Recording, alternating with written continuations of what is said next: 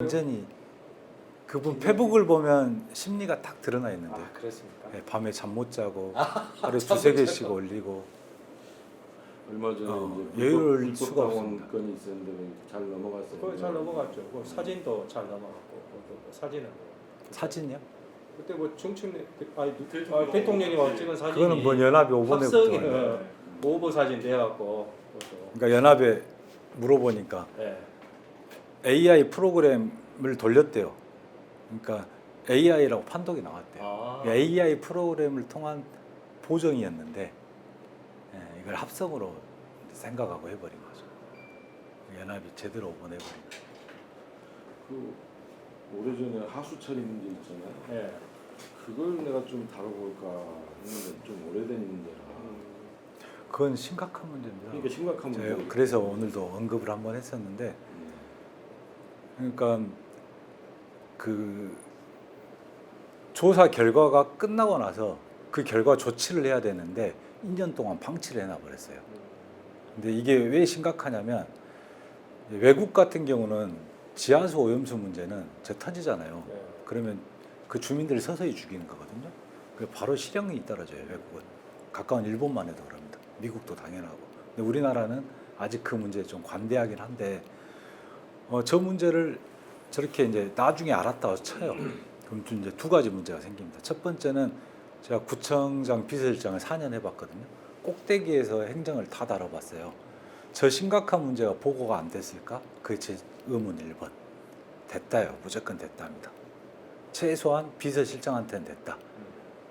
그리고 비서실장이 이걸 중요한 걸로 여기지 않고 구청장 보고를 누락시켰을 거다. 이게 있고요.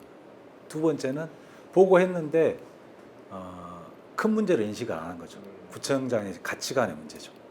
그러니까 주민의 안전이 우선이 돼 있으면 그렇지 않은데 그냥 소위 말하는 뭐 일자리 늘리기, 잘 살게 하겠다, 아니면 축제를 통해서 주민들을 흥겹게 하겠다, 이거에만 몰입돼 있으면 이런 문제가 아주 작은 문제로 치부돼 버릴 수 있죠. 그래 그 말은 맞죠. 네.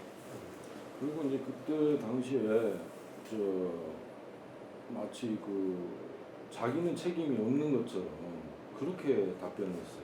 박청장이. 이거는 유체율 휘발하고 비슷한 거다. 그게 제일 실망스러운 부분이었습니다. 그러니까 설사 모를 수도 있습니다. 진짜로 억울하게 모를 수도 있는데 어쨌든 모르더라도 책임은 장이 지는 거거든요.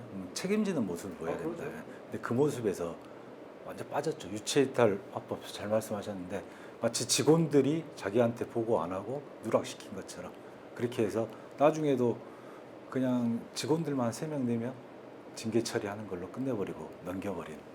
근데 그 후속에 대한 대처는 지금도 나오지 않고 있어요. 심각하죠. 그리고 제 친구 중에 한 명이 이제 물안경 박사인데 이 문제를 어떻게 보냐 하니까 이미 풍영정천을 통해서 수안의 시민들부터 광주 전역에 그건 다 흡수됐다는 거죠. 발암물질 기준치의 400배가 넘게 나왔거든요. 심각한 문제입니다. 그러니까 이제 문제의 심각성에 비해서는 크게 이슈가 안 된 거죠. 그래서 그걸 좀 내가 알아볼까 고민을 했었는데 만약에 이제 경선 관련해서 이게 이제 크게 불거지면 다룰 수밖에 없게 되는 거예요. 이제 그것은 예를 들어서 경쟁 후보가 어떤 멘토를 던지냐에 따라서 언론에서 다루고 안 다루고 차이점이. 예를 들어서 뭐 토론 후보자들 토론 기회가 주어진다면 이 문제는 좀 짚을 겁니다. 제가. 크게 짚을 것 예, 같아요. 예. 그러니까 구청 의원에서 자료가 나와가지고 시의회까지 네네네네. 그때 박수기 의원한테 물어보니까 자기도 자료를 급히 받아가지고 그러니까 이래요. 제가 있던 민선 7기 김상호 구청장 시절에 그게 이제 광주시에서 하남공단 오염수 문제가 있으니 조사하라고 돈을 줍니다. 그걸 이제 민선 7기에 조사를 쭉 들어가요. 5년간 조사를 했던 걸로 알고 있거든요. 그리고 나서 이제 박병기 청장 시절에 그게 이제 마감이 됐죠. 그건 이제 보고가 되고 조치를 해야 되는데 이게 안 돼버린 거예요. 2년 동안 방치를 해버린 거예요. 좀 심각하더라. 제가 보는 2년 동안 방치했던 어떤 이유가 있을 겁니다. 그러니까 몰랐다고만 하는데 그러니까 큰 문제를 인식을 안 했을 그렇죠. 가능성이 저는 가능성이 그 구정 철학의 차이가 거기 있다고 봅니다. 우리가 소위 말하는 이런 거 있잖아요. 경제 발전 논리에 묻히면 환경이나 안전 문제는 뒤로 치부돼 버리거든요. 이런 식인 수도 있죠. 아니면은 이제 자기 임기 시작 전에 이 문제가 매듭이 지어진 걸로 생각했을 수도 있죠. 그거 네. 이거 녹화되니까 이제 거짓말 안 하고 말씀드릴게요. 간부회의 때 또 전 구청장 탓으로 했다가 제가 그거에 화가 나가지고 제 페북 뒤져보시면 알겠지만 제가 페북에 긴 글 쓰면 안 되잖아요. 엄청난 긴 글을 올렸어요. 제가 사실적인 것만 추추추추. 그러니까 반박을 못했습니다. 아 그래요? 네. 한번 봐보시면 됩니다. 그때 거. 제가 저 4년 근무했어요. 구청에 돌아가는 시스템 알고 친한 직원들만 해도 수백 명이죠. 전 청장님 때 같이 하신 거죠? 김남국 예, 총장. 그때 제가 거의 꼬박 4년 비서실장 다 하고 강지영 시장 특보로 넘어갔었는데요. 그래서 그런 게 좀 실망스럽죠. 그러면은 그 네. 문제하고 네. 또 아까 이제 잠깐 인터뷰 때 얘기가 나오긴 했는데 좀 이번 경선 과정에서 가장 중요하게 좀 제기를 할 이슈를 어떤 것들을 생각하고 있어요? 첫 번째가 아까 행정 문제점 말씀하실 때 광주 상고동 쓰레기 매립지 쓰레기 소각장 그 부지 선정 관련해서 일단 이건 있습니다. 보통 일반적으로 자치구의 구청장들은 자기 지역에 혐오시설 가져온 걸 안 좋아하죠. 주민들의 반발이 있고 자기 표 떨어지니까. 근데 광산구청장은 용기 있게 광산구 유치하겠다 하면서 계속 주라고 한 거예요. 광주시에다가. 제가 광주시장 모실 때거든요. 광주시장 입장에서는 그 문제가 머리 아팠는데 광산구가 달라고 하니까 이쪽으로 해서 풀어보자. 웬만한 건 그건 다 쉽게 행정 절차 해줄게. 이런 논의가 있었던 것 같아요. 근데 문제는 이거죠. 우리가 배웠던 민주주의는 절차적 민주주의가 올바르지 않으면 결과가 아무리 좋더라도 문제가 생길 수 있다는 걸 과거에 계속 경험해 왔거든요. 이거 제대로 이걸 짚어줬던 부분인데 뭔가 진행 과정에서 그 상고동 주민들 100가구도 안 됩니다. 50 몇 가구로 어제 알고 있는데 이 50 몇 가구가 이제 반발을 하는 거죠. 이유는 그걸 거 아닙니까? 재산권 침해. 다른 이유는 다 재산권 침해거든요. 그게 쓰레기 매립지가 들어오면 자기들 가진 논, 땅 가격 떨어질 거고 여러 가지 다 손해를 보면 광주시에서 지원하기로 한 금액이 있을 거 아니에요. 이거 유치한 대신. 그럼 그걸 가지고 주민들하고 협상을 잘 해나가는 수기 과정이 필요한데 이게 없이 막 진행을 시켜버리려고 하니까 주민들 반발이 일어난 거죠. 근데 이 과정에서 반발이 일어나니까 이 행정 절차 과정에 주민의 찬반을 묻는 게 들어가 있습니다. 행안부에 보면. 이 찬반하면 반대가 나올 것 같으니까 주민 12명을 위장 전입을 시킵니다. 주민이 아니라 외부인을. 그러니까 몇 명 되지도 않는 거기에 12명 시켜버려가지고 결과는 50% 겨우 넘게 나왔어요. 54%인가가 찬성이 나왔는데 이 12명이 아니었으면 무조건 반대였다는 거죠. 근데 이 12명 위장 전입을 어디다 시키냐면 시립 요양병원에 시켜요. 살고 있는 주거지도 아니고 누가 봐도 이상하잖아요. 누가 봐도 이상하고 그다음에 저는 또 행정을 했기 때문에 이 말씀을 드리는데 갑자기 전입이 들어오면 공무원은 주택 사실 조사를 나가게 돼 있습니다. 실제 사는지 안 사는지. 그리고 또 이슈 있는 지역이잖아요. 이슈 있는 지역에 갑자기 대규모 집단 전입이 들어온다. 이거 문제가 있거든요. 이거 보고가 됐을 거란 말입니다. 근데 구청장 몰랐다 그래요. 계속. 이것도 문제가 있는 거죠. 그러니까 구청장이 제가 잘못했다, 이 사람이 저질렀다고 말하는 게 아니거든요. 민주주의는 합리적 의심을 항상 수용을 해야 돼요. 그걸 풀어나가면서 하는 게 민주주의인데 문제 있잖아요. 일반 주택도 아니고 병원에 시립 요양병원에 12명이 전입을 들어오고 나중에 이것도 밝혀진 게 한 통장이 그 양심 선언을 해버렸어요. 그래가지고 경찰이 이제 수사하게 되고 경찰이 문제 있다 해서 검찰에 넘겨놓은 상태죠. 그럼 여기서 이 과정에서도 하나 나왔던 문제긴 한데 특정 뭐 언론사 사장 부지라는 말이 있거든요. 거기가 그러니까 특혜 시비가 또 나오죠. 거기서도 이 두 가지 문제가 있습니다. 상고동이나 항상 후보지로 나오면 그쪽만 나와요. 상거동에도 그러니까 광산구가 광주의 45%잖아요. 땅이 엄청 넓거든요. 그러니까 쓰레기 매립지나 뭐 어디 애견 뭐 장묘 시설이나 이런 것도 광산구로 나올 수밖에 없죠.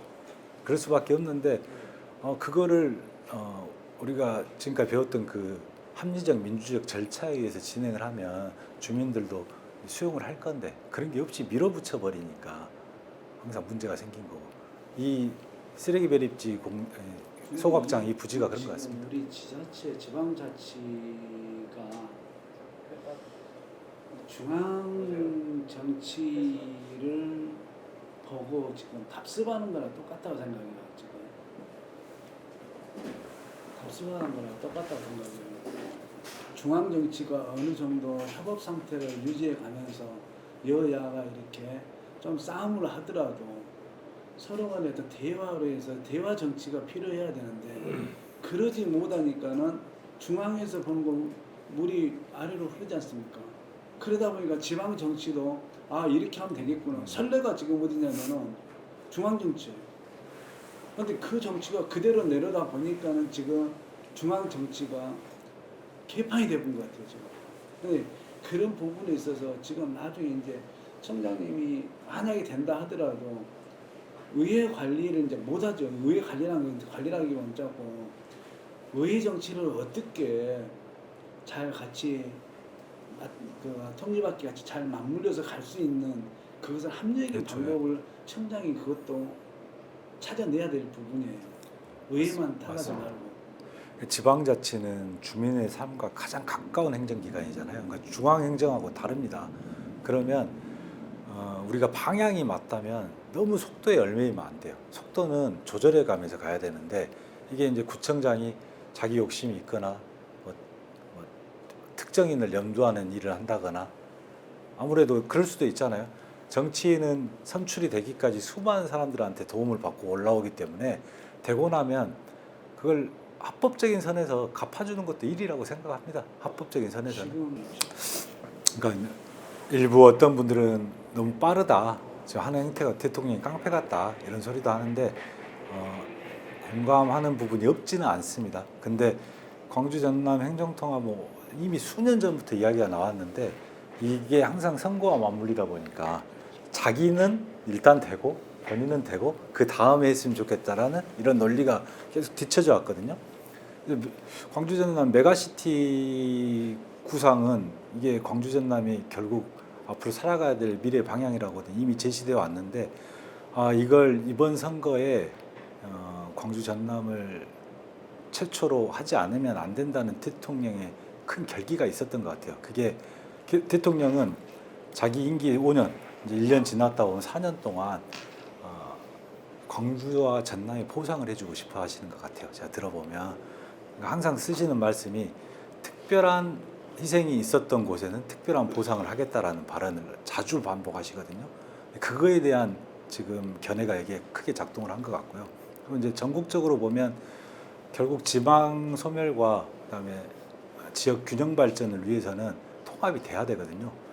이 관점에서 좀 바라봐 주시면 속도 문제는 그래도 이번 또 놓치면 5년 뒤, 4년 뒤가 돼버리니까 2년마다 있으면 또 이 정도까지 서두르진 않을 것 같은데 좀 갑작스러워진 건 사실이긴 하나 좀 이해해 주셨으면 좋겠다는 말씀을 드리고 싶습니다.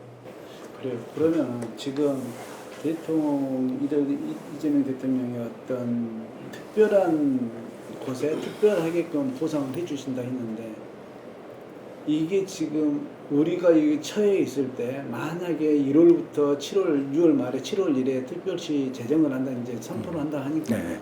그럼 6개월 동안에 이렇게 일사천리로 가다 보면은 그 나중에 특별시가 광주 전남 광주 그 특별시가 됐을 때 거기에 따른 행정 공백 같은 거 그런 것에 대해서 피해를 볼 수 있는 것은 시군민이란 말이에요. 네. 그럼 거기는 어떻게 지금 대처를 해 나갈 수 있겠어요? 그러니까 뭐 거기에 광산구청도 이제 일원이에요. 네. 그렇죠. 네. 그래서 지금 여쭤본 거예요. 일단 모든 일에 뭐 반대 극부적인 일은 있기 마련인데 이제 부적합한 일도 어느 정도 있겠죠. 불만도 쌓이겠고. 근데 우리가 얻고자 하는 게 더 크니까 그 큰 방향으로 가고자 하기 위함인데 일단 광주는 해체되지 않는다라는 말씀드리고 싶고, 일부 많은 분들이 광주가 5개 구로 돼 있는데 이게 각각 어떤 지금 전남에 있는 시군 역할처럼 각각으로 움직이냐, 그 말씀도 맞습니다. 각각으로 움직이는데 광주를 전체로 움직였던 광주 전체 통합 행정 체계는 그대로 갈 겁니다. 이걸 가면서 자치구가 독립성을 띠게 될 건데, 예를 들면 시군은 5개 세목에서 예산을 가져오거든요. 근데 광역 행정의 자치구는 2개 세목에서 가져옵니다. 그리고 정부 예산을 가져오려고 해도 광주시에 매칭이 있어야 되고, 매칭이 있어야 된다는 말은 광주시에 허락이 있어야 된다는 거거든요. 독립적 행정이 불가능했던 거죠.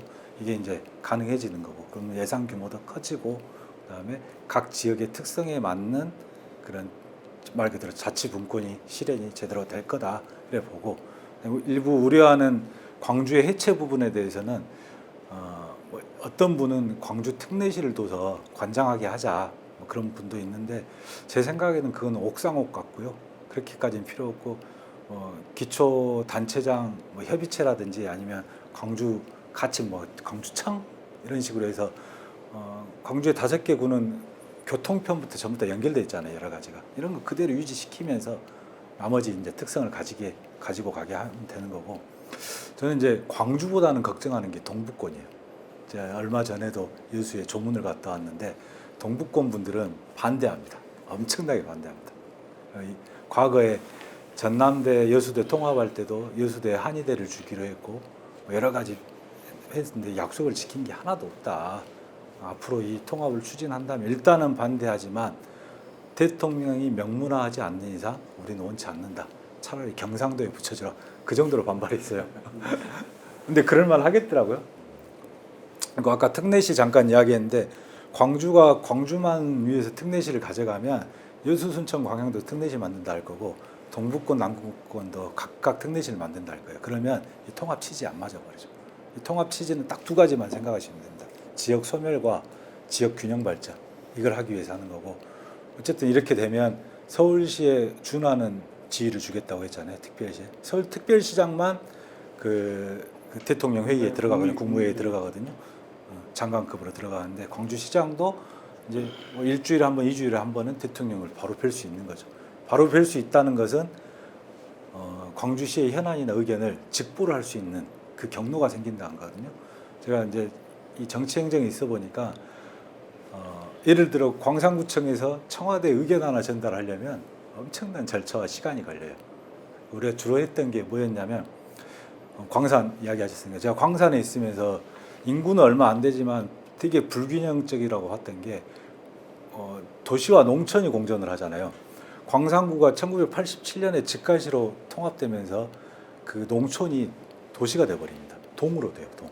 이렇게 되면 우리가 농민 정책하면 크게 3가지인데, 사람에 대한 농민, 그다음에 업종에 대한 농업 정책, 그다음에 지역에 대한 논청 정책, 이 3가지가 있네요. 농업, 농민, 농촌이 있는데 농촌 정책을 혜택을 못 봐요. 그러니까 광산구 끝에서 길 하나 넘어가면 나주인데 땅값이 다르고요. 여기는 2차선이다 나주 갈 때 4차선으로 확장이 돼요. 이 정도로 혜택이 달라요. 이 역차별을 받고 있는 거죠. 근데 이걸 계속 우리 민선 7기 구청장 모실 때도 청와대 제도 개선 요구하러 다녔는데 안 고쳐지더라고요. 근데 이게 자연스럽게 이번에 지금 행정통합되면서 자치구가 권한을 따로 갖게 되면 이게 해결이 된다. 이런 문제도 있고. 일단 네. 저 같은 경우 작년에 그 광주시 인구가 140만이 무너졌잖아요. 네. 20몇 년 만에 네. 무너졌는데, 그만큼 지금 지방 소멸 문제가 심각하다 보니까 좀 갑작스러운 느낌은 있지만 행정통합이 그 지방 소멸을 그 극복하는 아주 그 결정적인 계기를 만들 수 있다, 이렇게도 판단을 한 것 같아요. 대통령부터. 또 이제 반대하는 분들도 부류가 좀 나뉘는데, 원론적으로는 찬성인데 좀 속도가 너무 빠르다 이런 의견도 있고, 원론적으로 반대한다는 그런 의견도 있고. 근데 결국에는 이제 이게 그 과연 통합을 했을 때 윈윈이 되느냐, 서로 혜택을 누릴 수 있느냐, 이게 만약에 가능하다면 그 얼마만큼 잘 이해를 시킬 수 있느냐, 이런 문제인데, 우리 차 특보가 이제 특히 또 당대표 정보 특보를 맡고 있으니까 지역에서 여러 가지 의견들을 좀 잘 당대표한테도 전달을 하고 지금 특히나 광주 시민들이 느끼는 거는 너무 일방적으로 끌고 간다 정치권이 이런 인식이 있기 때문에 좀 섬세하게 대응해야 될 것 같습니다. 아, 맞는 말씀입니다. 저도 많이 듣고 있고요. 광주가 민주주의의 심장이다 보니까 저부터도 그렇고 민주적 절차를 되게 따져요. 지금 대통령이 막 끌어내는 이 속도감에 조금 거부감을 일으키는 건 사실인 것 같아요. 보니까 항상 말이 나오거든요. 근데 좀 전에도 말씀드렸다시피 이 타이밍을 놓치면 또 4년 뒤가 돼버립니다. 네. 제가 지금 생각하는 것은 뭐냐면은 방금 아까 정 대표님 그 인구 소멸 얘기했지 않습니까? 인구 소멸이 꼭 이렇게 어떤 광주 전남 통합을 해갖고 인구 소멸 그 시점을 갖다가 그 인구 소멸 시점을 좀 완화시키고 안 그러면 그걸 좀 더디할 수 있다고 그런 생각은 안 하거든요. 어차피 인구 소멸이라는 것은 지금 현대 사회에 와서 지금 우리가 받아들여야 될 입장이에요. 근데 이 정책이 아니고 이 통합 정책을 해갖고 어떤 그 행정 공백이라든지 안 그러면 사법 공백이라든지 모든 지금 공백이 생길 거란 말이에요. 공간이 생기니까. 그러면 거기에 따른 시도민들이 불편을 느껴야 될 부분하고 근데 다른 인구 소멸 정책을 다른 뜻으로 해서 다른 방법으로 해서 이렇게 커버를 할 수 있는 그런 생각을 왜 모색을 안 하고 큰 이게 메이저로 만들기 위해서 광역을 묻히려고 하는 것은 이런 지극히 이제 옳은 말씀이고요. 근데 이렇게 해석을 해주시면 어떨까 싶어요. 거대 광역권을 만든다는 거는 우리나라 안에서도 경상도랑 경쟁해야 되고 우리 소위 5극 3특으로 나눈다고 하잖아요. 여기 안에서 경쟁력을 갖춰라 이 관점인 것 같은데 인구 소멸도 인구 증가 정책하고 그렇게 비례해서 보지는 마시고 뭐랄까요 인구 유출 때문에 소멸이 되는 거잖아요. 이 지역이 결국은 양질의 일자리가 없기 때문에 청년들이 다 수도권을 떠난다면 우리나라 인구의 70%가 수도권에 삽니다. 아주 심각한 불균형이죠. 그러니까 광주를 지금 이재명 대통령은 공약에서도 자기 임기 5년 동안 200조를 AI에 투자하겠다 했는데 지금 듣고 있는 당과 청와대 이야기로는 광주 전남을 AI 도시로 만들려고 그래요. 여기에. 근데 여기에 소위 전남과 광주가 나눠져 있을 때 우리 얼마 전에 AI 컴퓨팅 센터 유치 갖고도 서울에서 볼 때는 니네끼리 왜 싸우고 있냐요. 지금 보면 만약에 광주에 준다면 동구에 주냐 남구에 주냐 갖고 싸우는 거랑 똑같은 문제거든요. 이거 그때 끝까지 버티고 우겼으면 울산에 뺏겼습니다. 다시 하자 했으면. 제가 그걸 들었어요. 중앙 왔다 갔다 하면서. 그래서 제 페북에 오히려 강기정 시장 반대되는 글을 써니까 시장님 쪽에서 내 정무특보가 이런 글을 쓰고 있다고 아주 공격을 해야 되는데 근데 해야 되잖아요. 그런 말을. 왜 시장 의견에 똑같은 받침만 해야 되는 건 아니지 않습니까? 잘못 보고 있는데. 그 시점에 컴퓨팅 센터를 뭐 광주 입장에서 뺏긴 것처럼 느끼는데 좀 전략적인 대응이 잘못됐었죠.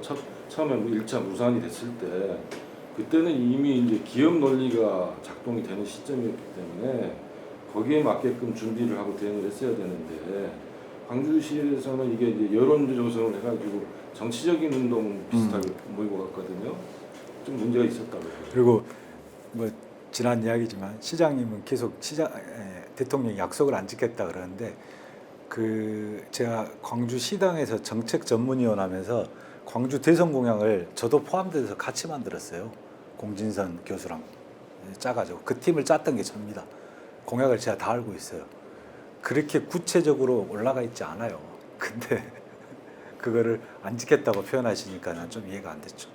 지금 이제 지역위원들이 지금 20명이 다 하고 있다.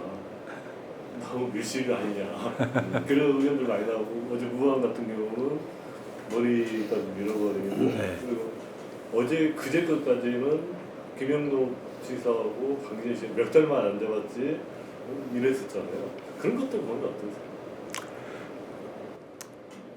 그렇게 서운할 만하겠다 생각도 들죠. 몇몇 사람이 이 이슈를 다 끌어가 버리니까. 그리고 정치적으로는 위기에 처했던 두 분이 손을 잡은 거거든요. 강기정 시장님은 그냥 통합선거 안 했으면 이 분위기로는 어려웠을 것 같고, 김영록 도지사도 지지도는 높으나 당이 3선에 대한 도전 권한을 안 줘버리면 위태위태했을 거잖아요. 이 두 불안감이 손을 잡게 해버린 것도 있죠. 그래서 이분들 위주로 리드가 되는 게 지금 당연한 것 같아요. 보니까 정무적으로는 이제 그렇게 움직이고 있는 것 같고. 지금 그 이재명 대통령이 경기도에다가 지금 반도체 단지 때문에 원자력을 거기다 한다지 않습니까? 네. 원자력을 한다는데 지금 이 AI 지금 해남에 지금 들어온다고 했지 않습니까? 그리고 여기에 컴퓨터가 들어온다, 그러니까 AI가 그 해남 쪽으로 들어온다 했는데 거기에 들어온다고 했을 때 광주 전남 특별시에서 맛볼 수 있는 시너지는 그다지 크지가 않다고 생각하거든요.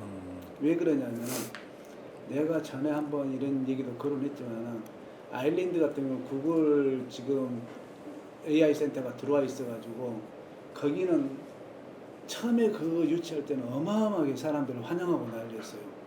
그 들어온다는 것 자체. 왜냐면 뭔 모르고 거기 건설 자재 들어오고 뭐 들어오고 그러니까 환기가 될 거라고 생각을 했는데 막상 와서 지나고 보니까 3, 4년 딱 지나고 나서부터 시작해가지고 데이터는 계속 늘어나지 않습니까? 데이터는 계속 늘어나니까는 전기는 계속 더 들어가야 되는 이 전기 먹는 하마라. 근데 서남권의 풍력하고 해상 풍력하고 태양광이 그다지 많이 널려있다 하지만은 그거 가지고는 거의 AI 센터를 커버하기에는 너무 역부족이단 말이에요. 그러면은 그 인근에 있는 해남 군민들이라든지 또 이렇게 목포라든지 또 뭐 진도 해남 이제 영암 네. 이쪽에 있는 주민들이 나중에 전기 때문에 또 애를 먹을 수 있다는 이제 그런 논리가 나올 수가 있어요. 그럼 그때는 어떻게 해야 되겠냐 말이에요. 근데 이게 AI 센터가 우리가 봤을 때는 아주 큰 사업이라고 그렇게 막 대대적으로 환영해야 될 부분인데 이게 나중에 보면 사람이 거기 상주 인력이 그렇게 많지는 않아요. 그러니까 말씀하신 대로 AI 데이터 센터나 컴퓨팅 센터가 고용 창출을 엄청 일으키는 사업은 아니죠. 아니죠. 아닌데 우리나라가 AI 4대 강국으로 지금 가려고 목표를 잡고 가고 있는데 그 4대 강국의 하나의 이 광주 전남 도시가 하나의 선정으로 국가 지원을 전폭적으로 받는다면 그 국가 사업 자체로는 고용 창출이었는데 낙수 효과는 엄청나게 있을 거거든요. 지금 광주만 해도 경기도에 있는 AI 스타트업들이 이쪽으로 다 옮겨오려고 입주 자리를 엄청 물어보고 있어요. 이런 식으로 많이 이전이 시작될 겁니다. 전기 부분은 우려하신 부분이 당연히 있는데 그거에 맞춰서 한국이 그 정도로 파볼까 싶어요. 더 증설하고 전기 생산 시설을 더 충분히 증설해서 충당하지 않을까 싶은데요. 그 사실은 지금 회장님 말씀하셨던 그 용인 반도체 산업단지의 그 원전을 짓는 문제, 이거는 원전은 10년 이후에 지어집니다. 지금부터 준비되고 10월. 네, 그렇기 때문에 제가 알고 있기로는 이 원전이 그 반도체 문제, 이 전기 문제 해결할 수 있는 가장 효과적인 수단은 못 되고요. 그리고 또 이제 알리백이라고 하는 게 이제 이재명 대통령 1호 공약 비슷한 부분인데 아시다시피 알리백은 이제 친환경 에너지 중심으로 구현되어 있잖아요. 그러면은 이제 그 왜 챗GPT, 오픈AI 같은 그 거대 IT 기업이 해남이나 이런 데다가 그 공장 지으려고 데이터 센터를 지으려고 하느냐. 그 알리백 이런 거 다 연관이 있는 거고. 그렇죠. 그 연관이 크죠. 그리고 이제 그 지방 소멸 문제하고 인구 소멸 문제는 약간은 구분해서 봐야 된다고 생각합니다. 무슨 얘기냐면은 지방 소멸 이 시각으로 바라보지 않으면 인구 문제도 해결이 안 됩니다. 수도권 집중 문제도 결국에는 지방으로 기업들이 내려가서 많은 그 사람들이 지방으로 다시 돌아왔을 때 인구 문제도 동시에 해결이 되는 거지 출산율만 갖고 생각을 하면 안 된다. 이렇게 보고요. 그래서 알리백 산단 이런 것들이 이제 그 전기가 생산되는 곳에서 소비를 하겠다 그 개념 아닙니까? 그렇게 하면은 이제 용인에 있는 반도체 클러스터가 이제 이쪽으로 내려올 수도 있는 거고, 그렇게 되면 많은 인원들이 또 내려오고, 이게 이제 이재명 대통령 구상이었던 것 같은데, 이제 AI 컴퓨팅 센터가 해남에 들어서면 광주는 정치적인 타격을 받았죠, 그 시점에 사실. 근데 이렇게 통합으로 가면서 자연스럽게 이제 해결돼 버리는. 그때 옥신각신했던 게 아무 의미 없는 의미가 싸움이 없었어요. 돼버린 거죠 지금. 방금 말씀하신 게 이제 완리되고 친환경 네. 에너지 그것을 추진을 많이 하고 있지 않습니까? 근데 최근에 이제 사실은 그 나라가 이제 독일, 유럽 쪽으로 따진다고 상당히 좀 발전돼 있지 않습니까? 네. 우리나라 훨씬 미리 먼저 했으니까. 근데 최근에 이제 제가 잘못 받는가는 모르겠는데 얼핏 내가 차 안에서 얼른 읽고 말하는데 독일의 장관이 사실 이 사업이 실패했다. 그 이유가 뭐냐? 시대가 변해버렸다는 거예요. 신재생 에너지 사업. 신재생 에너지가 지금의 데이터 센터라든가 AI 픽센터, 뭐 지금 현재 노보다 그 모든 게 따라가지를 못하고 있다는 거예요. 전력 자체를 못 따라가기 때문에 독일도 앞으로 온전히 필요하다. 왜? 이 친환경 에너지 가구는 도저히 이것을 활용을 할 수가 없다는 거예요. 그래서 미리 했던 유럽에서도 현재 다시 원전을 현재 다시 만든다는 계획을 갖고 있는 상황에서 과연 우리나라가 완리된 아까 말한 친환경 에너지로만 갈 수 있냐? 풍력, 해수 그건 너무나 한계적이다. 아까 뭐 그것이 왜 문제가 되냐면 해남으로 우리가 하나 유치된 게 유치됐지 않습니까? 풍력이죠 사실. 근데 그것도 한계다는 거죠. 그 전력의 생산량은 한계고. 그러면 나중에 빅데이터 센터 빼고 많은 게 또 들어와야 할 건데. 근데 그게 중요한 것은 아니에요. 앞으로 이제 우리 후보자님 더 잘 아시겠지만 이미 미국이나 유럽에서 다른 국가에서는 이미 이제 산업이 노보다 산업으로 다 바뀌고 있는 상황이에요. 이제 올해부터 3, 4년 안에는 모든 공장도 다 노보다 시스템으로 다 들어가는 상황이고 그런 상황에서 전력은 더 많이 필요하다는 거죠. 근데 과연 친환경 에너지로 그것을 다 흡수할 수 있다? 그건 천만의 말씀이다. 그래서 자 끊을게요. 예. 그래서 다시 우리나라의 원전 자체를 옛날 노후화된 원전을 다시 제설해서 다시 만들고 또 그쪽에 더 필요한 데가 있으면 다시 그쪽 원전을 해서 할 수밖에 없는 입장이 아니겠냐. 현재 아마 먼저 해봤던 국가에서도 현재 그 한계성을 느꼈는데 과연 우리나라에서 그 한계성을 극복할 수 있겠냐? 그것은 또 아니라고 생각하고 있습니다. 그리고 아까 인구 정책 문제. 저는 사실 그렇게 봐요. 뭐 수도권의 인구가 가밀돼 있고 우리는 적다. 우리는 다 자주 이탈한다. 저는 앞으로 한 7, 8년 후에는 그런 문제는 사라질 것 같습니다. 그 이유가 이제는 사람이 대체할 수 있는 노동력이 다 없어져요. 솔직하게 말해서. 지금도 마찬가지겠지만 농촌의 하우스라든가 모든 게 다 기계로 돌아가요. 스마트 다 기계. 그럼 스마트 산업. 뭐 사람이 10명이 할 것을 사람 2명만 있으면 사실 다 가능합니다. 근데 앞으로 이제 휴머노이드 로봇이 또 나와가지고 사람이 대체할 수 있는 일이 계속 증가되고 있고 그 로봇이 또 저렴해지고 가격이 또 떨어지고 있고 대량 생산이 3년 후부터는 모든 게 대량 생산 가능하고 물론 아직까지는 사람이 그래도 대처를 해야 한다는 그 소리인데 과연 7, 8년 후에 과연 농촌이나 사람 현장에서 사람 인력이 얼마나 필요하겠냐 그 사람이 할 수 있는 일이 과연 얼마나 있겠냐 아마 지방도시도 마찬가지고 대도시도 마찬가지일 것 같아요. 그래서 뭐 여기가 일이 없으니까 사람이 이로 내려와서 일자리를 만들어준다? 과연 그것이 타당성이 얼마나 있겠냐. 나는 그런 정책이 이제는 좀 변해야지 않냐. 사실은 그런 인구 정책이 사실은 우리가 몇십 년 전 이야기고 15년, 20년 전 이야기거든요. 그런 정책은. 근데 인구 정책도 어떻게 말하면 현명한 사람들은 앞으로 10년 후를 내다보고 그 정책을 바꿔줘야 하거든요. 굳이 옛날에 10년 전 정책 우리는 인구가 떠나고 있다. 청년이 떠나고 있다. 그럼 떠나는 문제는 뻔히 나와 있어요. 일자리라는 거죠. 근데 앞으로 10년 후에 일자리는 어떻게 변해야 해요? 그 변하는 것을 미리 파악을 하고 우리가 그것을 대처할 수 있는 것을 만들어야 하는데 그런 대책은 전혀 없고 그냥 인구 정책이 우리가 없으니까 우리는 어떻게 뭘 만들어서 우리가 인구를 데리고 오자?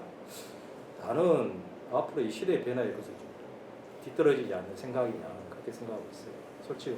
근데 이제 이런 문제가 있죠. 그 지방의 인구가 줄어들므로 해서 이제 지방 행정기능이 마비가 됩니다. 그러니까 이 자체적인 어떤 그 세수라든가 이런 것들이 확보가 안 되기 때문에 그런 게 외국에서도 이미 발생되고 있죠. 그래서 인구 문제를 그 지방 소멸 문제하고 연동시켜서 보는 건데 더군다나 이제 수도권으로 이제 아까 얘기했지만 대학부터 공장부터 70% 이상이 이제 수도권에 다 몰려 있다 보니까 수도권 자체도 또 문제예요. 그렇게 해갖고 지속 가능하지가 않다. 근데 그 말이에요. 과연 지속 가능한 일자리가 뭐가 있겠냐. 만약에 우리 후보님께서 공약을 내신다 하면 청년 공약이 무엇입니까? 솔직히 답은 나와 있어요. 모든 정치인은 그 답입니다. 사실. 현재의 답이라고 하죠. 본인들 다. 하지만 그 청년의 일자리가 과연 5년 후에 7년 후에 그대로 유지될까? 보장이 되냐 이거. 나는 그것은 전혀 아니라고 생각하고 있어요. 그래서 제발 그런 답을 좀 같이 좀 찾아주고 연구를 했으면 어떻겠냐. 그러니까 이럴 수는 있죠. 저는 오래전부터 지금 광산구청장이 하고 있는 가장 큰 거짓말이 일자리 구청장이 되겠다고 하는데 구청에는 일자리를 편성할 수 있는 예산이 1원도 없습니다. 근데 그러면 본인의 주장이 정책이 예산이 수반되지 않으면 그거는 완전히 허언이거든요. 근데 그렇게 계속 이야기를 하고 있어요. 일자리 구청장이 되겠다. 일자리 특구를 만들겠다. 앞뒤가 안 맞는 소리예요. 행정을 들여다본 사람들은 웃어요. 그 이야기를. 근데 아까 말씀하신 거에 대해서 조금 이제 다른 관점에서 말씀드리자면 지방 소멸이 안 돼야 되는 이유는 저는 가장 큰 게 국가 안보를 위해서 되면 안 됩니다. 지역이 비어 사람이 텅텅 비면 우리나라 국토를 유지할 수가 없어요. 진짜 보존하기가 어렵습니다. 지역 소멸은 이거죠. 일단 이렇게 말하면 생활에서 70%가 수도권에 있으니까 사람 많이 몰려 있으니까 집값 비싸잖아요. 삶의 질 떨어지잖아요. 이 문제만 갖고도 분산시켜야 되는 거죠. 근데 이제 지방 정부가 할 수 없다고 저는 보는 게 중앙 정부가 5개년, 10개년 계획을 잡고 광주 전남은 AI, 그다음에 뭐 부울경은 예를 들면 뭐 조선, 수도권은 반도체 이렇게 먹고 살 길을 딱딱 나눠줘요. 그럼 인구가 재분이 되거든요. 이렇게 해서 어느 정도 분산시키고 가야 되고, 그다음에 키우는 인재 면에서는 이재명 정부가 서울대 10개 만들기를 한다 했잖아요. 저는 그거 빨리 돼야 된다고 봐요. 그러면 벌써 이제 광주의 전남대가 우리 파리 1대학, 2대학 하듯이 서울 1대학, 2대학 이렇게 쭉 거점 대학들이 전국적으로 골고루 나눠지는 거죠. 그러니까 인류 대학이 서울에만 있는 게 아니라 광주 전남 호남권에도 하나 있는 거고 이런 식으로. 그러면 지역의 인재들이 꼭 서울만 가야 되냐? 아니다. 광주에 있는 대학 가서도 인류가 될 수 있다. 이렇게 교육 정책적으로 잘 나눠져야 된다고. 서울대 10개 만들기 그거는 그 자체 교육 정책으로만 바라보면 그건 해결이 안 될 거예요. 이게 이제 결국에는 일자리하고 주거 문제 연동해서 이 서울대 10개 만들기 이것도 결합해서 그 시각으로 접근해야지. 왜 그러냐면은 대학만 만들어 놓는다고 해가지고 네. 안 된단 말이에요. 그 지역에 서울대 레벨의 학교를 만들고 예산을 투입을 해도 졸업하고 직장이 없으면 거기에 머물러 있지는 않으니까. 그래서 이게 산학 문제 연관시켜서 봐야 되고. 그렇죠, 그렇죠. 맞습니다. 본격적인 질문 좀 해봐. 이게 바로 그 문제예요. 방금 말씀했다시피 제가 며칠 전에 뭐 후보자하고 인터뷰를 한 적이 있어요. 개인적으로. 근데 항상 똑같은 레파토리 알지 않습니까? 그래서 그러지 마시고 현실적으로 한번 이야기합시다, 후보자님. 뭐 대학에 물론 대학에 학생을 유치하고 이제 우리 지방에 그런 외부에 있는 학생들 유치해서 인구 정책도 늘리고 그것은 누구나 할 수 있는 말인데 그 학생들이 와서 이 대학에서 뭘 배우라는 겁니까? 대체. 근데 항상 하는 말이 달라져 있어요. AI. 뭐 AI로 통합이 되버린 거예요. 근데 AI가 어떤 AI를 말하는 거예요? 몰라요, 전혀. 이게 방향성은 없어요. 단지 통 안에 갇혀 있는 현재가 AI 시대니까. 그래서 제가 그런 건의를 한번 해봤습니다. 그러지 마시고 현재 엊그저께 나왔던 울산 현대를 한번 봐보십시오. 그 노조가 어떤 말을 했는지. 로봇 한 대만 돌아도 자기는 파보겠다. 바로 그겁니다. 자, 그럼 거기서 느낀 게 뭐가 있습니까, 후보님? 하나가 있습니다. 그러면 로봇 관리자 양성을 이 교육에서 하십시오, 대학에서. 교수를 데리고와서 전국 최초로 로봇 교육을 관리자를 할 수 있는 과를 만들면은 서울에서 있는 학생들 다 데려올 겁니다. 이걸 배우기 위해서. 그런 거 연구를 위해서 이걸 만들어야지 AI가 뭐 한두개입니까? 그때서 그래요. 왜 모른다는 거예요, 전혀.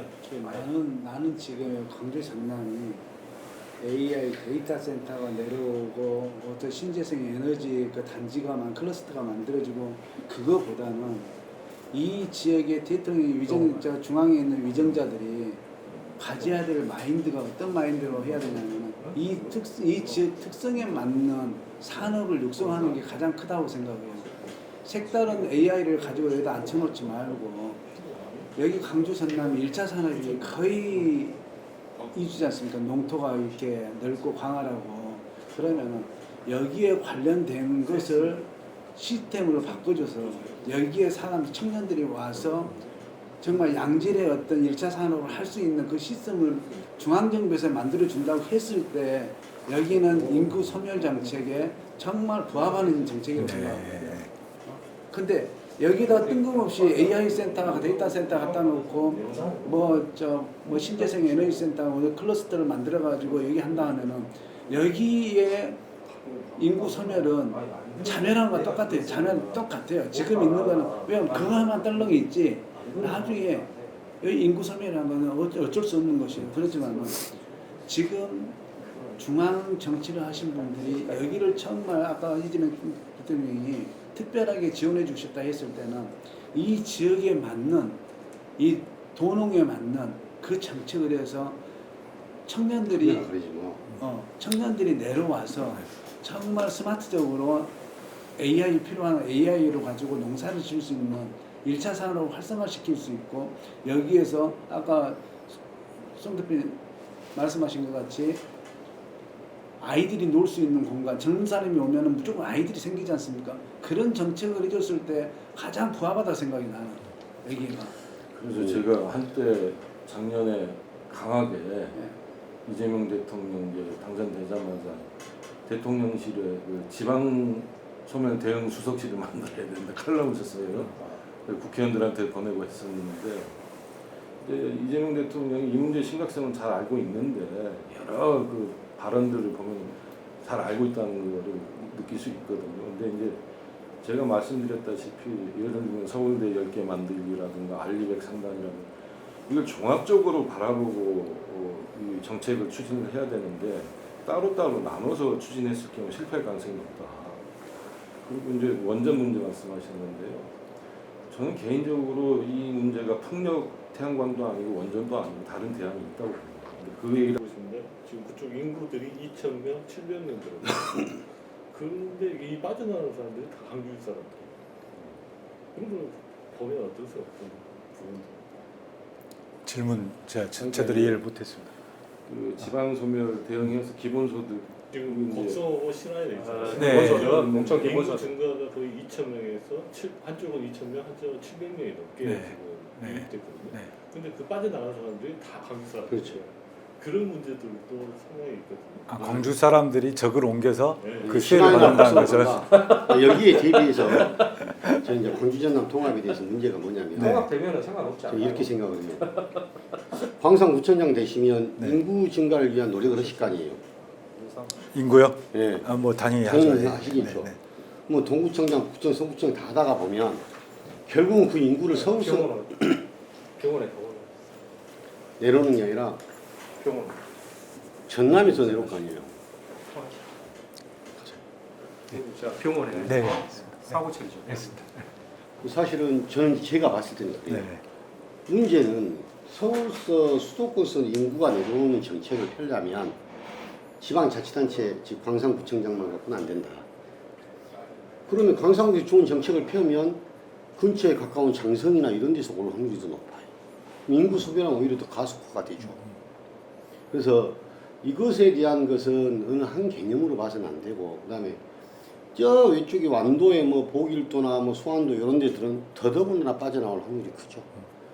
그래서 이것은 어떤 뭐 인구 늘리기 뭐 여러 가지 이런 것이 아니라 근본적인 것으로 해서 좀 갔으면 좋겠는데 광주 전남 통합으로 저는 이 문제는 더 심각해질 수 있다.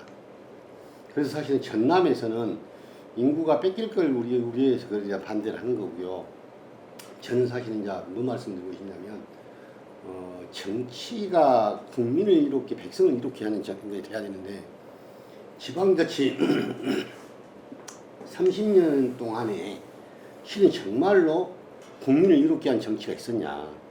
그 공약을 싹 다 못해놓고 나면 당선된 사람들 것만 갖고 못해놓고 나면 사실은 우리나라는 엄청나게 변했어야 된다. 근데도 불구하고 중앙에서 아까 뭐 말씀했다시피 울산 부경은 요거 뭐 전남 광주남 이거 이렇게 찢어서 주는 과연 이게 인위적으로 하는 게 과연 맞겠냐. 저는 청암대학교 부동산과 교수기도 한데요. 부동산 시장을 억지로 개입을 하려고 하다 보면 사실 한쪽에 풍선 효과가 터진다거나 또 한쪽에 문제가 생기거든요. 사실은 그래서 인위적인 것은 저는 뭐든지 바람직스럽지가 않다. 정부의 개입이나 자치단체의 개입은 최소화가 돼야 되고 한 예를 들어서 전남의 인구가 소멸되고 쭉쭉쭉 줄어들면도 불구하고 축사를 짓거나 뭐 태양광을 하거나 이런 이격거리들은 점점점 늘어났거든요. 왜? 민호인 생긴 소지가 민호인 생기니 이걸 아예 없애버려 거리를 넓혀가지고 이런 사람들이 하다가 보니까 문제가 있었다 그랬어요. 정치가 막 그렇게 사실은 이롭게 해오진 않았던 것 같은데 구청장이 되신다면 저는 두 가지를 하나씩 문드리고 싶어요. 하나는 정치가 정치인이 하는 구청장이 맞느냐 행정가가 하는 구청장이 맞겠느냐 이거 하나 여쭤보고 싶고 그렇다면 본인은 어디에 포함되시고 나는 만약에 뭐 이렇게 해보고 싶다는 말씀을 듣고 싶고 두 번째는 광주 전남 통합에 대해서 우리 광산구는 구청장이 되시면 큰 뜻에서는 어떤 차원에서 인구와 지역 배분에 대한 것들을 한번 이야기하고 싶으니 그 점을 여쭤보고 네. 첫 번째 질문에 대한 답은 전 정치와 행정가가 분리되어 있지 않다라고 생각합니다. 그 구분을 하는 자체를 조금 어떤 의미에서 말씀하셨는지 모르는데 일치되어 있다고 봅니다. 우리가 국민들이 정치인들이 그동안 많이 잘못하고 못해왔기 때문에 정치에 대한 불신이 크니까 정치라는 단어 자체를 거부하는 게 있는 건 사실이거든요. 근데 그럼에도 불구하고 우리 사회의 모든 최고위에서 결정은 정치가 다 결정 권한을 갖고 있었어요. 그러니까 우리가 선거 때 적극적으로 투표하고 좋은 사람이 없으면 차악이라도 선택하자라고 주장하는 거잖아요. 안 그러면 그 불만을 가진 사람이 뛰어나와서 대하죠. 그러지 않고 외쳐봤자 소용없거든요.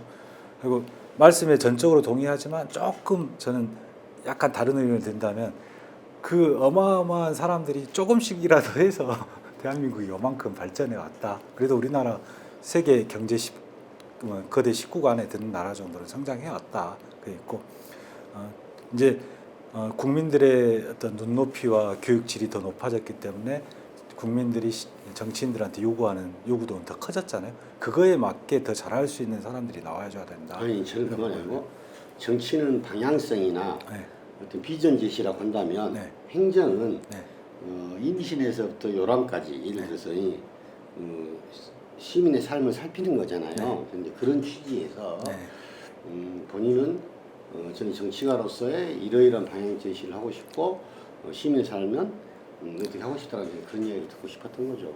요거는 그렇습니다. 전 뭐 구청 4년과 시청 2년을 경험한 행정을 경험해 본 사람으로서 보면 행정은 말씀대로 그냥 정해진 거 안정적인 거 운영한 건 잘합니다. 그런데 혁신하려고 하지 않아요. 절대로. 제가 본 게 행정은 그래요. 그래서 선출직 공직자가 들어가서 혁신을 해놔야 돼요. 그렇게 하면서 발전을 해왔거든요. 관리는 행정이 잘한다. 근데 혁신은 정치가 잘하더라. 이 두 개가 결합돼야 된다라고 이제 보고 두 번째 질문은 이제 통합 관련해서 광산구의 이제 역할이나 미래. 광산구는 87년 광주 직할시 통합 이전에 광산군이었잖아요. 그렇죠. 그리고 광주는 1950년대까지 보면 광주는 광주읍이었어요. 광산이 더 컸습니다. 나주가 더 컸고요. 근데 이제 도시적으로 이쪽 사람이 몰리면서 광주가 이제 시가 돼 버렸는데 광산군의 특성이 여전히 송정권역을 바탕으로 해서 그쪽의 사람들은 광산군이고 싶어하는 분들이 많아요. 되게 독립적이거든요. 그래서 이 특성을 이번 통합에 살려줄 필요가 있겠다. 그 이유 중에 하나가 광산을은 새롭게 만들어진 광산의 지역인데 도시가 있고 거기는 평균 연령 37세가 살 정도로 전국에서 세 번째 젊은 도시예요. 그게 있고 그 반면에 완전 이질적으로 나이도 많고 농촌 지역인 광산 갑 지역이 있거든요. 이 두 도시의 특성을 살려야 되는데 지금 통합 이후에 광산은 광산을 위주로만 발전해 왔어요.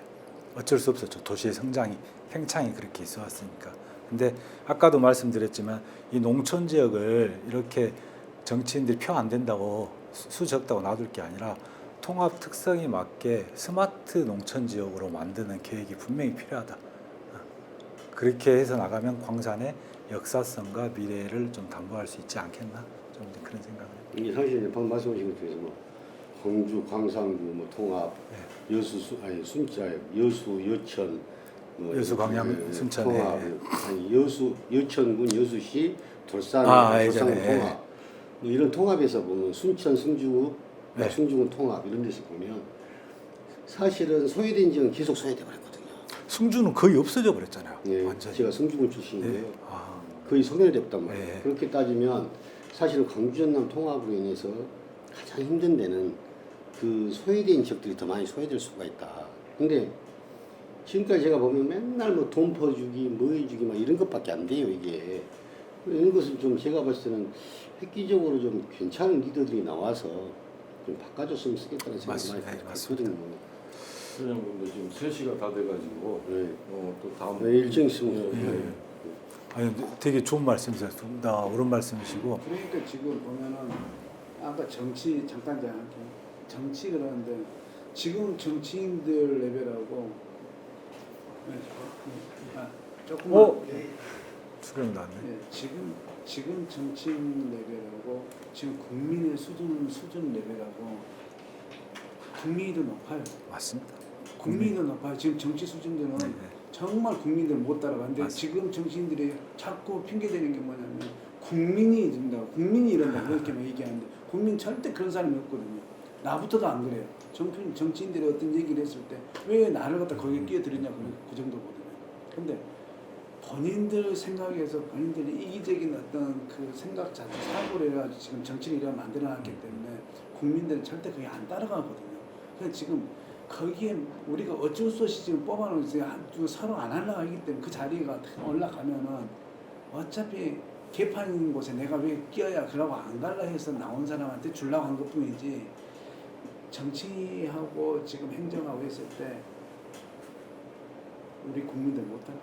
국민이 항상 더 뛰어나고 옳고요. 그래도 이제 하나 이제 우리 선배 언론인들께 부탁드리고 싶은 말씀은 그래도 괜찮은 사람 몇 명 있거든요. 이제 그런 분들 꾸정물에 뛰어드는 게 그 꾸정물을 5급 쇠물을 4급수, 3급수라도 만들려고 노력하는 사람도 일부 있고 근데 거기 들어가잖아요. 같이 떨어지면 들어가잖아요. 저는 안 그러겠습니다. 안 그런다 하는데 그게 안 되더라고요. 안 그런다 하면서 그 내가 아까 저희 녹화해놨다가 안 그런다고 했으니까 오병윤 의원자 얘기했잖아요. 그 양반은 나한테 국회로 와서 내가 의원회가 갔을 때 나를 오라는 양반이에요. 와서 오늘 한번 봐보시라고. 그 국회 의사당 앞에 국회 앞에 일식집에 여야가 다 들어가 150명 되는 일식집이 있던 거. 아 그런가요? 네. 거기에 여야가 방이 다 틀려서 있나요? 광산군으로 찍어야죠, 분위기가. 광산 선거 분위기 말씀하신가요? 뭐 선거 분위기는 지금 현재 거의 여론조사밖에 하나도 안 나왔네요. 여론조사를 안 해버렸잖아요. KBS 끝으로 안 해버렸으니까. 근데 이제 비공식 여론조사는 지금 오늘도 하고 있는 것 같고 해보신 한 거죠? 것 같고. 저는 안 해봤습니다. 저는 2월달 출판기념회 끝나고 좀 해보려고.